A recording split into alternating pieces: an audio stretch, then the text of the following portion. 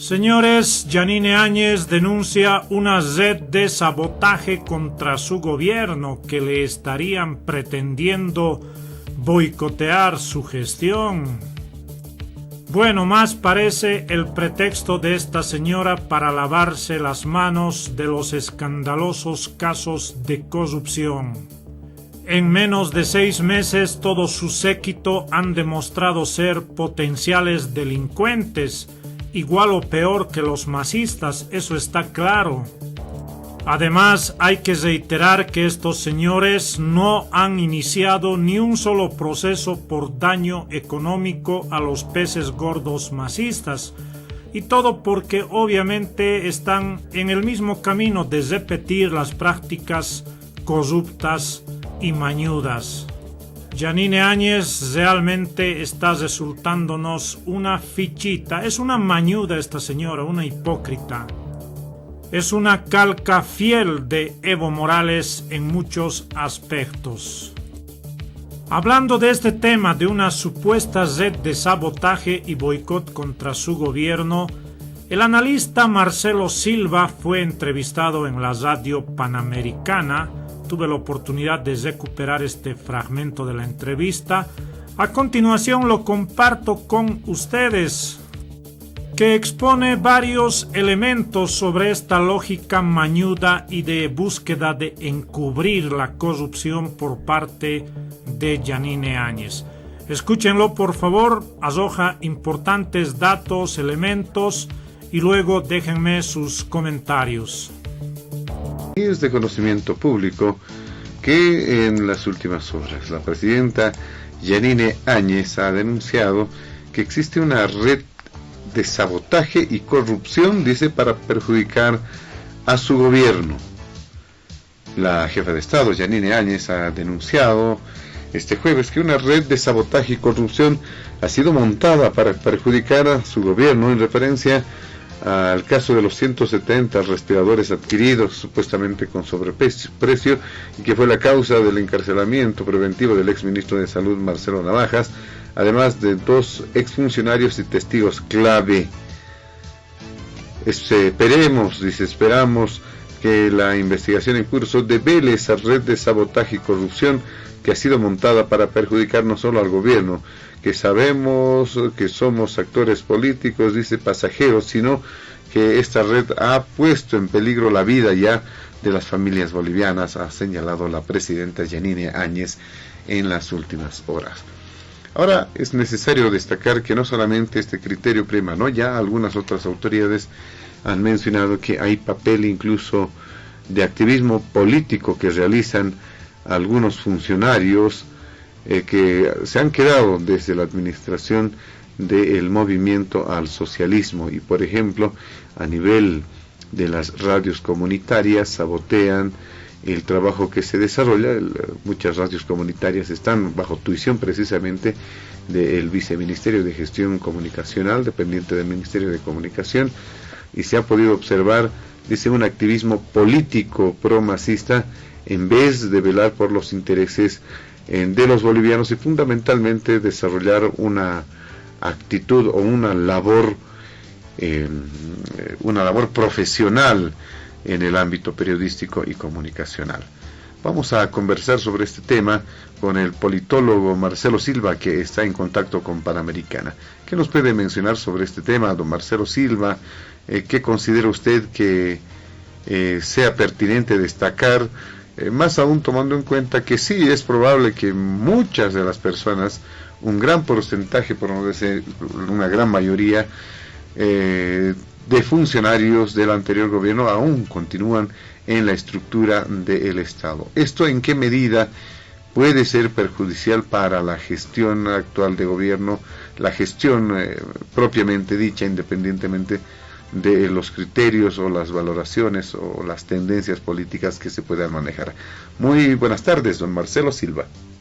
José Luis, un gusto saludarlo, saludar a la audiencia de Panamericana. Hay un principio que es inconmovible en el ámbito jurídico del país, y es que la responsabilidad no se puede eludir de un cargo público, ¿eh? Y eso significa que más allá de que puedan existir sabotajes o no sabotajes, etcétera, etcétera, la responsabilidad la asumen las autoridades que están en función. Por lo tanto, las autoridades que están en funciones, desde el presidente, presidenta, hasta los ministros, pasando por viceministros, directores, y todo aquel funcionario público que tiene, por supuesto, responsabilidad, tiene una función específica, y más aún si tiene una función de toma de decisiones, no puede alegar demencia ni sabotaje, ni mucho menos en el ámbito de dar cuentas por su responsabilidad. Puede ser que en algunos casos no haya dolo, eso es absolutamente distinto y puede atenuar las consecuencias de esa responsabilidad, pero la responsabilidad es ineludible.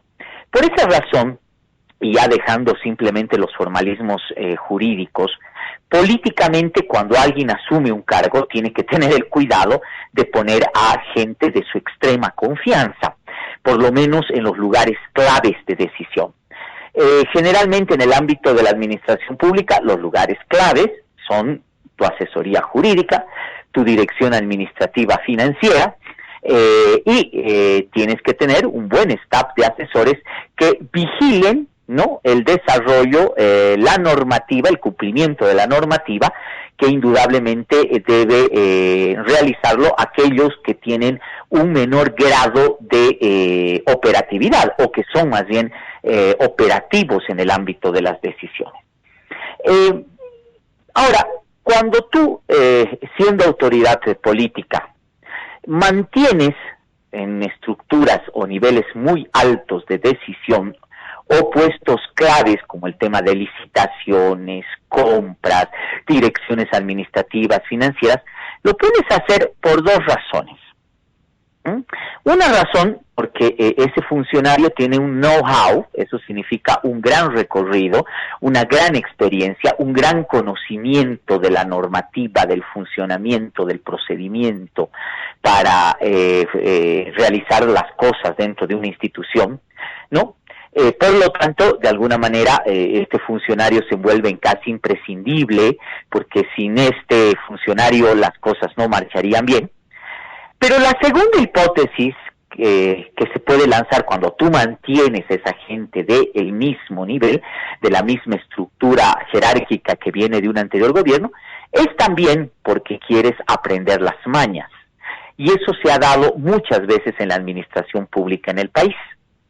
Se ha visto ministros que no han cambiado a su personal de licitaciones, no han cambiado sus directores administrativos financieros, no han cambiado a ninguno, no solamente por el conocimiento que ellos tenían, sino más bien por el excesivo conocimiento que ellos tenían. En pocas palabras, y para ser muy directo a la gente, hay autoridades que mantienen a funcionarios para que les enseñen a robar mucho más rápido, así de sencillo. Ahora, habrá que ver, y aquí es un estudio que tendrá que tener el gobierno de la presidenta Áñez, qué autoridades han mantenido al personal del anterior gobierno por la primera hipótesis, porque realmente son buenos, porque la cosa se cae, porque ellos conocen y tienen un gran flujo de información, saben los mecanismos, o cuántos de las actuales autoridades que ejercen el gobierno han mantenido a ese personal para que les ayuden a cometer actos que no precisamente son los correctos o para enriquecerse de manera rápida. Estos funcionarios públicos son los que conocen el secreto, así se dice cuando alguien asume un cargo alto de responsabilidad, y por eso a veces no lo suelta. Sea hipótesis A o sea hipótesis B, José Luis, es imposible que una autoridad eluda la responsabilidad. Por lo tanto, más allá de existir redes de sabotaje o no redes de sabotaje, indudablemente las personas que van a asumir esa responsabilidad y las personas que deben dar cuentas a la justicia son indudablemente las autoridades que están en funciones. Ahora, cambiémosles el nombre, ya, no hablemos de red de sabotaje, hablemos de tendencias, o por lo menos posturas, decisión que haya en algunos funcionarios, quizá incluso subalternos, porque puede llegar hasta ese punto que generen cierta incomodidad en la función pública o en la actividad, en la gestión de alguna autoridad. Eso hay, ¿no? Eso no se puede desconocer. Don Marcelo Silva, ¿considera usted que esto sea cierto? Que los propios funcionarios del anterior gobierno, que poco a poco los fue de alguna forma ganando a sus posiciones, aún se encuentran, ¿eso se ha podido observar? ¿Usted está consciente de aquello? Es muy difícil ver, ¿no? Eso habrá que preguntarle a cada MAE, a cada departamento de personal.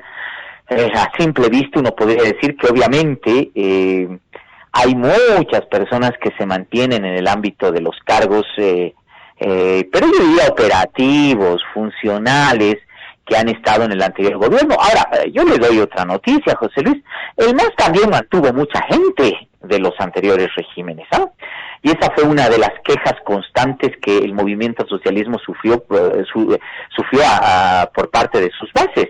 No sé si usted recuerda muy bien, las Bartolinas, el Conalcam, etcétera, siempre decían, hay infiltrados, no decían redes de sabotaje, ¿no? Decían, hay infiltrados de la derecha, todavía siguen trabajando, es evidente. El movimiento al socialismo también mantuvo mucha gente del MIR, mucha gente del MNR, mucha gente del ADN en el ejercicio de las funciones, que creo que hasta ahora incluso siguen. Pensemos que no existe espacio, pues, para que un gobierno pueda hacer cambios trascendentales y radicales. Lo que yo creo, y el centro de la discusión, José Luis, son los mecanismos de transparencia. Puede haber gente que esté ahí infiltrada de la derecha o de la izquierda. Yo recuerdo muy bien que cada vez que había un caso de corrupción, don Evo Morales en sus declaraciones decía, no somos nosotros, es gente infiltrada que nos está saboteando dentro, decía, ¿se acuerda?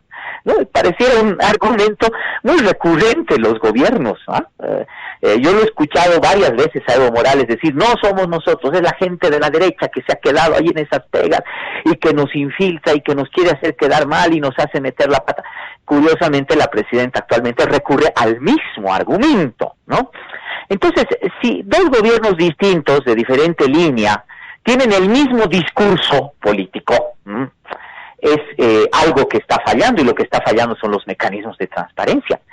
Ni el movimiento al socialismo, ni el gobierno de la presidenta Áñez se han preocupado en pulir, establecer, pero además institucionalizar mecanismos de transparencia. Hasta el día de hoy, José Luis, no sabemos cuánto ha gastado el gobierno del MAS en algunas cosas. Ese pareciera ser un secreto de Estado. ¿Cuánto de plata se ha despilfarrado en el ámbito de compras, licitaciones vanas, equipamiento de salud, educación? No hay cuentas claras, no hay datos, porque la información desgraciadamente no se ha llegado a conocer y no han habido mecanismos de nitidez, no solamente en el ámbito de los recursos, sino también del gasto, fundamentalmente del gasto de los mismos. Me pregunto si esto no está pasando ahora. ¿Cuánta plata ha dispuesto el país para la pandemia? ¿Cuántos millones de dólares de donaciones tenemos? ¿Cuántos millones se han presupuestado? ¿Cuánto se ha gastado en equipamiento de salud? ¿Cuánto se ha gastado en contratación de personal? ¿Cuánto se ha gastado en el ámbito de compra de diferentes insumos, equipamientos, etcétera, etcétera? No lo sabemos.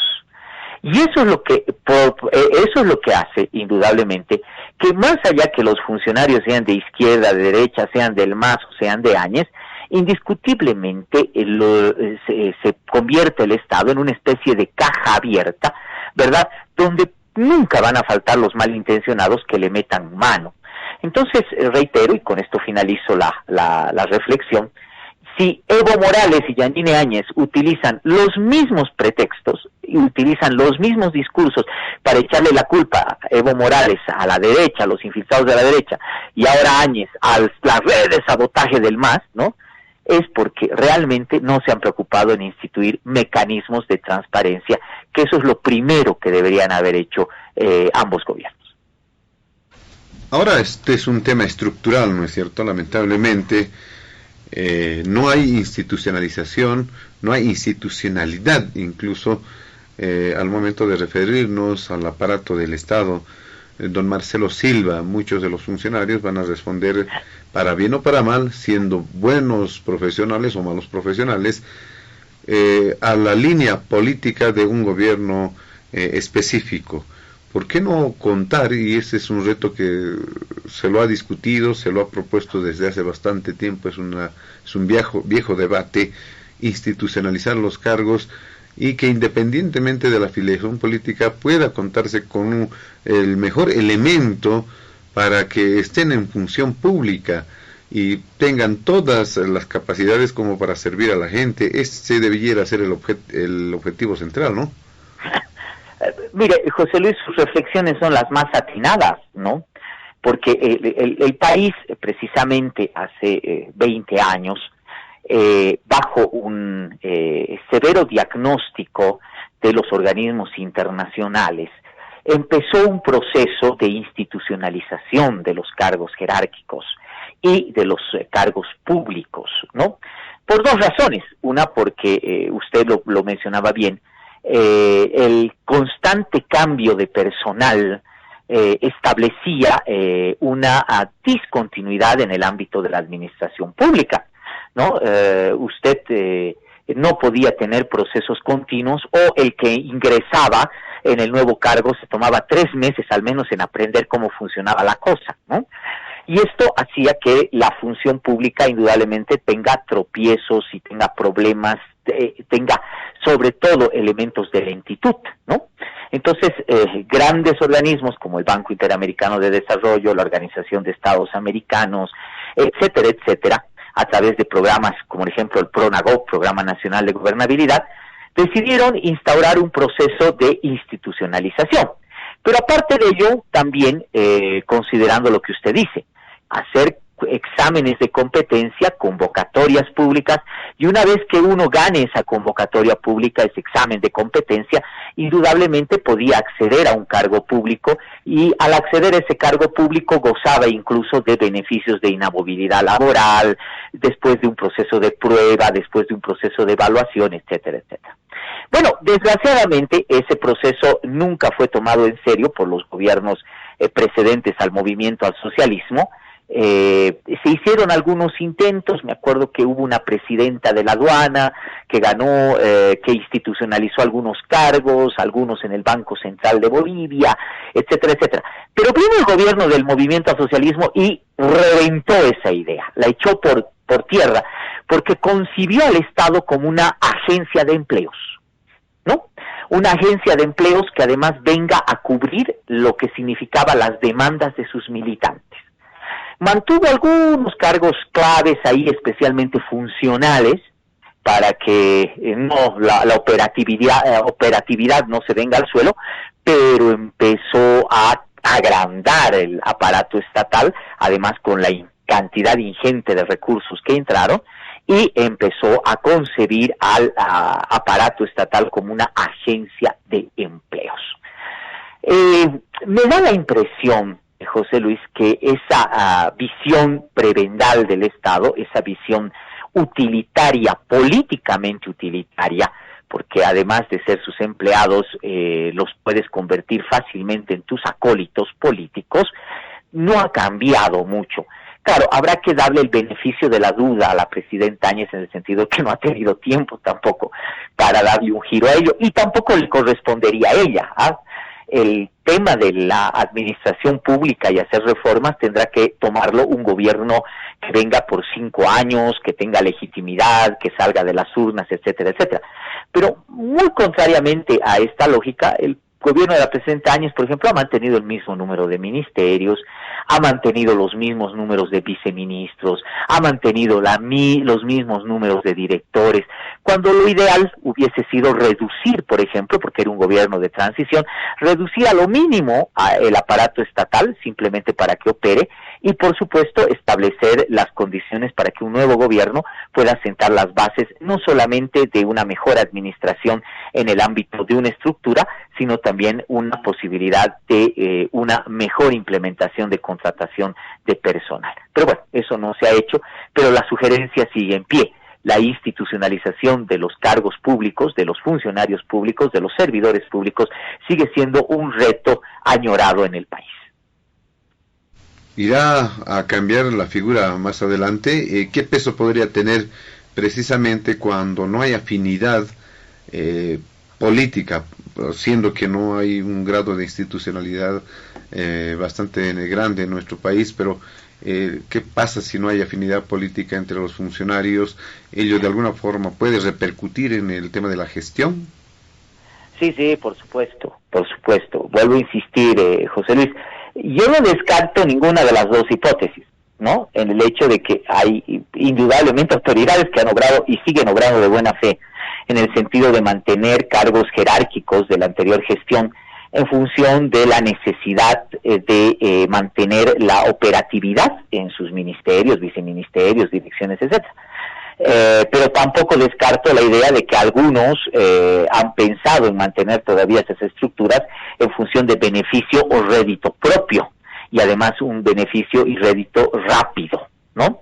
Eso indudablemente tendrá que evaluarse, tendrá que verse, tendrá que asumir responsabilidad, pero eso es a lo que voy, ¿no? Es decir, más allá de la existencia o no existencia de esto, la responsabilidad de las autoridades es indelegable, ineludible, ¿no? Por esa razón, lo único que se podría recomendar, y lo hago ya en la función de una visión absolutamente política, es de que las autoridades tengan el muy bien cuidado de rodearse por lo menos de gente de su confianza en el ámbito más cercano, más estricto, y así evitar la posibilidad de deslindar, no se puede deslindar, de sufrir las consecuencias de asumir las responsabilidades. Mire cuánto daño le ha hecho al gobierno de la presidenta Áñez el hecho de que de existir estas redes estén en funcionamiento, o que alguno de vivos de sus colaboradores hayan mantenido estas redes para un lucro absolutamente personal y malintencionado. Creo que el gobierno de la presidenta Áñez es uno antes de los respiradores y es otro después de ese hecho de corrupción.